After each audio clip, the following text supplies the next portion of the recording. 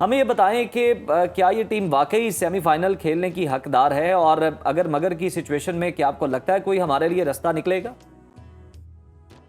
अब अगर मगर में ही हम रहे हैं, मेरा ख्याल हकदार तो नहीं है। अगर सीधी बात हम्म। कहूँ तो जो बाकी टीमें अच्छी क्रिकेट खेल रही हैं वो हकदार हैं आगे जाने के, जो सारा साल मेहनत करते हैं।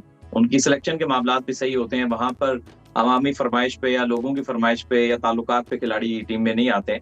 तो मेरा ख्याल है कि अगर मगर में हम कभी भी कोई ऐसा कुदरत का निजाम चल जाए, रमजान है तो मैं कुछ नहीं कह सकता, डिजर्व हम नहीं करते 100%। ये तो हम कल भी कह रहे थे कि कोई दुआ ही हो सकती है, बस रमज़ान का महीना है, दुआएं करें कि पाकिस्तान कुछ बेहतर परफॉर्म कर सके। अच्छा, आपने कल का मैच देखा, पाकिस्तान के हिसाब से स्कोर को भी कुछ हद तक मुनासिब कह सकते हैं, तो क्या हम कप्तान के गलत फैसलों की वजह से आ रहे हैं, आपको लगता है?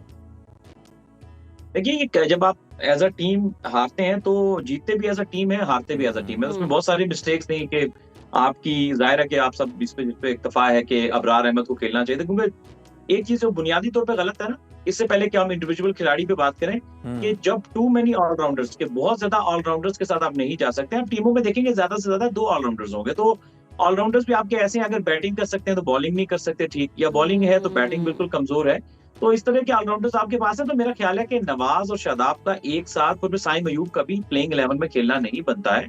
जी। तो आपका कम से कम अबरार अहमद को खेलना चाहिए था। एक तो हम्म। बॉलिंग पे आपने ऑलराउंडर्स खिला के कॉम्प्रोमाइज किया, जिसका नुकसान लगा। दूसरा, बैटिंग में जी। भी आप जब लाइबिलिटीज लेकर चलेंगे, साइम हम्म। परफॉर्म नहीं कर रहे, बाबर को कह रहे हैं कि जी ओपन कराएं, और बाबर को कह रहे थे कि 4 पे नहीं सही खेलता। ओपन पे सर 100 का स्ट्राइक रेट है, उसका पूरे 111 का स्ट्राइक रेट है वर्ल्ड कप में, और पावर प्ले में उसका स्ट्राइक रेट जो है वो 86 का लोएस्ट एवर है। हम्म। ना वर्किंग हम लोग करते हैं, पता नहीं हमारे फॉरवर्ड क्रिकेटर्स पे क्या बोलते हैं, आई डोंट नो क्या उनकी वर्किंग।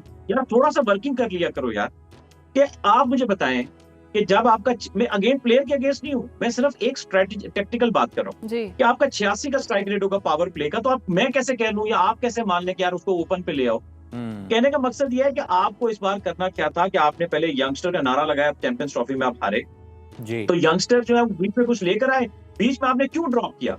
ये असल सवाल है। अगर यंगस्टर फेल होते ना, तो आप कम से कम ये हम कहते हैं कि यार यंगस्टर ने पहली बार बड़ी स्टेज पे गए, सीखा होगा। जी। जब आप पुराने प्लेयर्स के साथ एक बार फिर फेल होते हो ना, ये प्रॉब्लम है। आप हसन नवाज को लेकर आए, आप आकिफ जावेद को लेकर आए, आप सुफियान मुकीम को लेकर आए, आप हम्म। अब्दुल समद को लेकर आए, ऐसे कुछ और नाम भी, वो बीच राय में आपने उठाकर यूं फेंक दिए। मास सदाकत परफॉर्म कर रहा था, अहमद दानियाल परफॉर्म कर रहा था, वो नहीं जाते, लाडले चाहिए आपके चले जाते हैं। तो मेरी दरखास्त सिर्फ ये थी सारी, कि सर फिर वही पुराने नाम। तो मैं, प्लेयर कैप्टन तो रिस्पॉन्सिबल है ही है, कोच भी रिस्पॉन्सिबल है, लेकिन सिलेक्शन कमेटी से भी जरूर पूछिएगा कि सर क्या सोच के आपने फिर जी। पुराने नाम बुलाए, जो कि पहले 3-4 मिनट्स में फेल हो गए।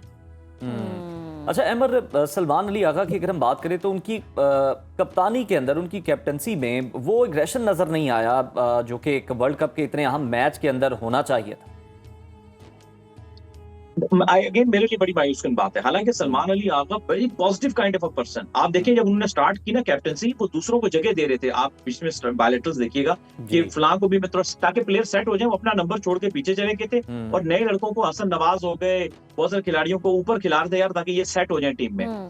लेकिन सलमान अली आगा, मैं सिर्फ समझता हूँ कि उसके अंदर बहुत बेहतर सलाहियत थी, लेकिन for playing aggressive, for sake of aggression, उन्होंने खा मखा की आंखें बंद करके घुमा के विकेटें अपनी थ्रो की हैं। सो मेरे लिए उनकी कप्तानी के फैसले भी मायूसकुन थे, और बैटिंग में सही। जिस तरह से वो आउट हुए वो हम्म। भी बहुत मायूसकुन था।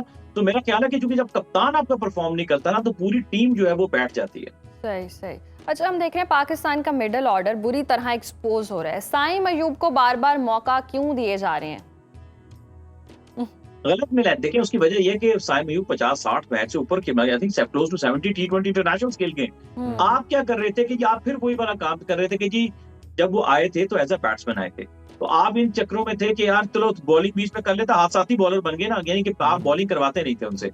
तो वो एशिया कप से पहले शायद ट्राई नेशन सीरीज में पिछले साल उनसे बॉलिंग कराई, वो चल गई, तो जी थोड़ी बैटिंग कर लेगा, थोड़ी बॉलिंग कर लेगा। आपने उसका विजन रखा था कि ये कोई नेक्स्ट सही नंबर हमें मिल गया, बहुत क्लासी हम्म। बैट्समैन है, और एंडेड आप उसने रोल, आपने उसका क्या डिफाइन किया कि जी थोड़ी बैटिंग कर लेगा, थोड़ी बॉलिंग कर लेगा। सही। ओपनिंग आपकी बैकबोन होती है, हर टीम ने तगड़े ओपनर रखे होते हैं कि वो जी। आपको एक फ्लाइंग स्टार्ट देंगे। जब आप ओपनिंग में हम्म। लाइबिलिटी लेके चल रहे हैं, तो मेरा हम्म। ख्याल है कि यहीं से आपका, आप तय हो जाता है कि आपकी जो स्ट्रेटेजी है वो सही नहीं थी। अमर, बाबर आजम की बात करें तो उनके आउट होने पर क्रिकेट एक्सपर्ट्स ये मानते हैं कि वो आदिल रशीद के दबाव में आ गए। क्या हमारे जो बड़े बैटर्स हैं अब मैं बड़े बैटर्स कह रहा हूँ, आप इख्तलाफ भी कर सकते हैं, ये स्पिनर्स के खिलाफ खेलना भूल गए हैं या सिर्फ फास्ट बॉलर्स को या फेस कर सकते हैं? देखिए, मेरा ख्याल ये है कि इसमें मैं बाबर आजम को नहीं इतना ब्लेम दूंगा, मैं आपकी सिलेक्शन कमेटी को ब्लेम दूंगा। प्लेयर खुद को तो नहीं सिलेक्ट करता ना कि बाबर आजम कहेंगे जी आज से मैं खुद को सिलेक्ट कर लेता हूँ, प्लेइंग 11 में भी और स्क्वाड में भी। तो कहने का मकसद ये है कि देखिए, बाबर अपने बहुत अच्छे वक्त में भी स्पिनर पे इतने इफेक्टिव नहीं थे, यानी वो आउट नहीं होते थे, लेकिन ये कि स्ट्राइक रेट उनका ज़ाहिर है, बस वो स्पिनर के खिलाफ क्यों हम कहते हैं ना, थोड़ा एक्सप्लेन भी करना चाहिए हम क्यों कहते हैं। स्पिनर के खिलाफ 2 से 3 शॉट्स होती हैं आपकी, जो कि आपको, इसको हम क्रिकेट में रिलीज शॉट कहते हैं, जो आपको काम आती है। एक आपका स्वीप शॉट होता है, एक आपको बहुत ही अच्छा अगर कट शॉट हो, तीसरा कदमों का इस्तेमाल होता है, एक यूज ऑफ योर फील्ड। वो तीनों हमें बहुत कम नजर आते हैं, तो इसी वजह से वो स्पिनर पे थोड़ा स्ट्रगल करते हैं। और जो पेस वाली बात है ना, 100% सही बात है, पेस पे अच्छा खेलते हैं, लेकिन थे अब नहीं खेलते। अब थोड़ी बहुत भी उनको गेंद आपने देखा हो, अगर रिसेंट उनकी अक्रॉस द फॉर्मेट बैटिंग देखें, थोड़ा सा बॉल स्विंग हो, एक्स्ट्रा बाउंस हो, तो वो पेस पे भी स्ट्रगल करते हैं। उनके स्टैट्स, नंबर एंड डेटा भी आपको ये बता देंगे। तो मेरा ख्याल है, he is a very good player, wonderful player, but struggling.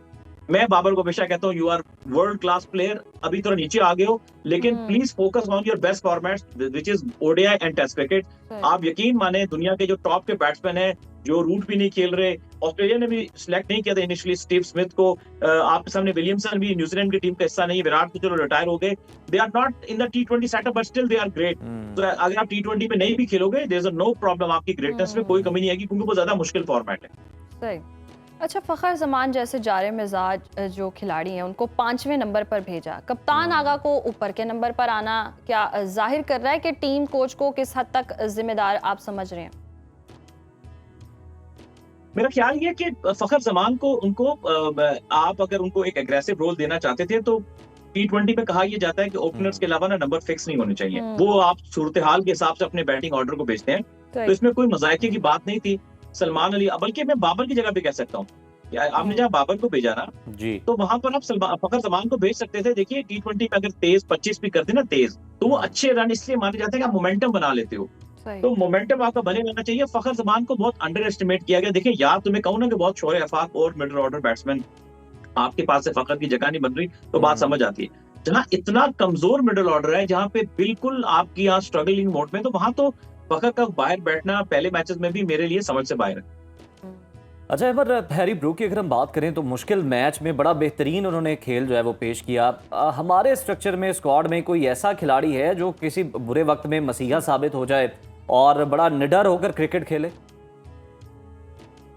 हमारे स्क्वाड में एक ही प्लेयर आपको नजर आ रहा है, जो फरहान है, साइदुद्दीन फरहान। उसके पीछे भी रीजन है। देखें, जब तक आप प्लेयर जो है रील्स पे सिलेक्ट करेंगे, आपने ख्वाजा नाफे को कैसे सिलेक्ट किया? उसने तो डोमेस्टिक नहीं खेली, 20 मैच नहीं है उसके डोमेस्टिक के। ये क्रिकेट है, कोई आप कंप्यूटर पे गेम थोड़ी खेल रहे हैं कि उधर से जी बड़ी अच्छी नो लुक शॉट मारता है, ओहो ऐसा क्या बात है जी, हमने को रजनीकांत निकाल लिया जी क्रिकेट में, तो आउट ही नहीं होगा। ठीक है जी, तो वो आपने देख लिया, साइम भी नो लुक मारता था क्योंकि अभी कमजोर था ना, डोमेस्टिक नहीं खेली। फरहान, अच्छा नाफे विकेट कीपर, इन्हें जबरदस्ती ग्लव्स पहना दिए, ठीक है ना, वो जैसे बचपन में जबरदस्ती हमारी अम्मी कंघी बनाती थी हमारा हेयर स्टाइल, तो ऐसे आपने उसको जो है वो विकेट कीपर बना के भेज दिया है नाफे को।